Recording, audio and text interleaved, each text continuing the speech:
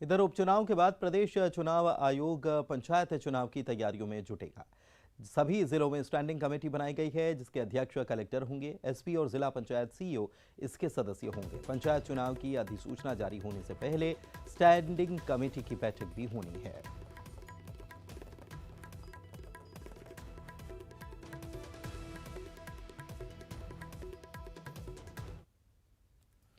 कांग्रेस का सदस्य बनना है तो नशा छोड़िए, खादी पहनिए और पार्टी के खिलाफ कभी मत बोलिए। 1 नवंबर से सदस्यता अभियान शुरू कर रही कांग्रेस ने सदस्यता के लिए ये नियम और शर्तें रखी हैं।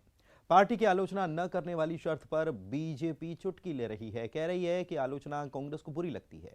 पार्टी के सीनियर लीडर ही संगठन के कामकाज की आलोचना कर रहे हैं और ऐसे में नेताओं की आवाज दबाने के लिए सदस्यता अभियान में शामिल किए जा रही ऐसी शर्तें हैं जिसकी वजह से कोई कुछ बोल न सके। ये बीजेपी का आरोप है। कांग्रेस का कहना है कि पार्टी का मंच छोड़कर बाहर आलोचना करना ठीक नहीं और लोकतंत्र सबसे अधिक कहीं है तो वो कांग्रेस में है और इसीलिए ये शर्तें शामिल की गई हैं।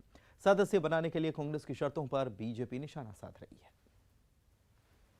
आप श्रीमान राहुल फिरोज है और उनकी आलोचना यदि कोई करता है तो कांग्रेस को बहुत बुरा होती है। यदि फिरोज के कुनबे की आलोचना, इसीलिए कांग्रेस पार्टी बॉन्ड भरा रही है कार्यकर्ताओं से कि यदि आप कांग्रेस में आना चाहते हैं तो फिरोज के कुनबे की आपको आलोचना नहीं करनी पड़ेगी, क्योंकि फिरोज के कुनबे को आलोचना बहुत बुरी लगती है। उसका अर्थ ये नहीं है, उसका अर्थ कांग्रेस में सबसे ज़्यादा लोकतंत्र है और किसी भी पार्टी में इतना लोकतंत्र नहीं है। लेकिन जो फिजूल की आलोचना जो लोग करते हैं, ऐसी आलोचना करते हैं जो दूसरों के कहने में करते हैं, दूसरों से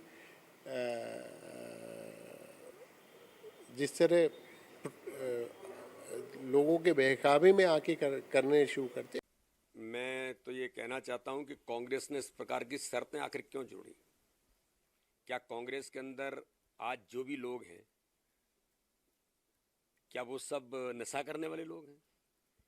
क्या कांग्रेस के अंदर जो शर्तें वो लगा रहे हैं, क्या इन सारी चीज़ों से कांग्रेस पीड़ित है?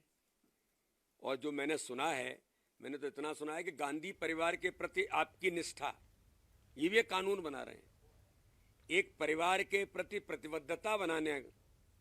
तो मैं तो कहता हूं जिस नशे की भी बात कर रहे हैं, पहले वो गांधी परिवार में ही देख लें कि वहां क्या है।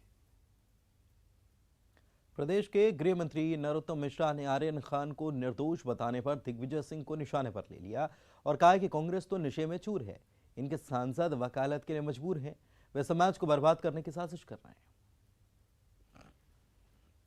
कांग्रेस दरअसल नशे में चूर है और इसके जो सांसद है ना, वो वकालत को मजबूर है। अकेले केटीएस तुलसी जी भी नहीं, दिग्विजय सिंह जी भी हैं। तुलसी जी तो कह रहे हैं कि इससे प्रतिबंध ही हटा लेना चाहिए। पीढ़ी को बर्बाद करने का जो षड्यंत्र है ना, वो उनको समझ में नहीं आ रहा है, जबकि नेतृत्व में दिखाई देता है। लेकिन यहां दिखाई नहीं दे रहा है कि इन सांसदों को कि ड्रग्स पे से प्रतिबंध उठाने की बात कर रहे हैं। इधर एमपी में आज हादसों का करुआ रहा। इंदौर में तेज रफ्तार यात्री बस पलट गई और इस हादसे में 2 लोगों की जान चली गई।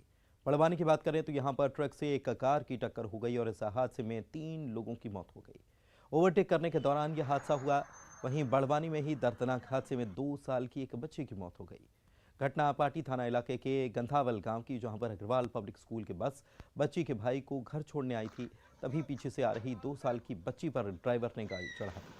जबलपुर के पनागर में खड़े ट्रक से जननी एक्सप्रेस टकरा गई, जिसमें 3 लोगों की मौके पर ही मौत हुई, जबकि इलाज के दौरान घायल गर्भवती महिला ने भी दम तोड़ दी। मौत की खबर मिलने के बाद परिजनों ने अस्पताल में हंगामा किया। वहीं जबलपुर में ही शाहपुरा तहसील के बेलखेड़ा में हाईवे पर एक कार में बाइक सवार 2 युवकों को टक्कर मार दी।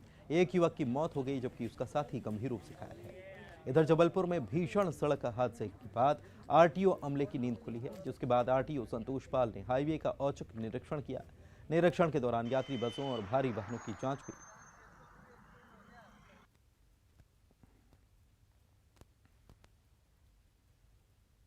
इधर खंडवा के पंधाना रोड पर शराबियों के बीच